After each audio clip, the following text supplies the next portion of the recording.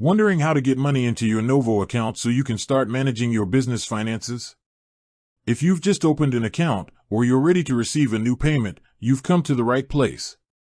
In this video, we'll walk you through the various ways to deposit funds into your Novo account, from ACH transfers to mobile check deposits, and show you just how simple it is. First, let's talk about ACH transfers. This is one of the most common and convenient ways to move money.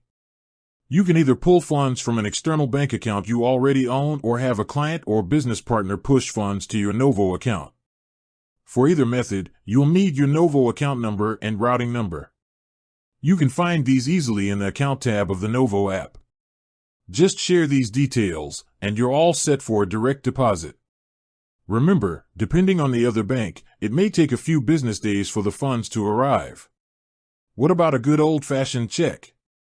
Novo has a feature for that, too, and it's super simple. Using the Novo mobile app, you can deposit a check from the comfort of your home or office. Just navigate to the deposit section in the app, take a picture of the front and back of the endorsed check, and submit it. Just be sure to sign the back and follow the app's instructions for clear photos. The funds are subject to a hold, but this feature is a lifesaver when you can't get to a physical bank. Now, what if you need to deposit cash? Since Novo is an online-only bank, there are no physical branches to visit.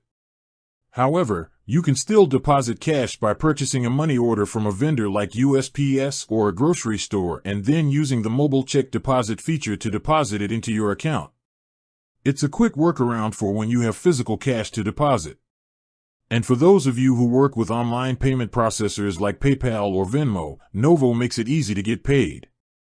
Simply link your Novo virtual debit card to these platforms, and you can instantly transfer funds into your account. It's perfect for freelancers or anyone who receives payments through these services.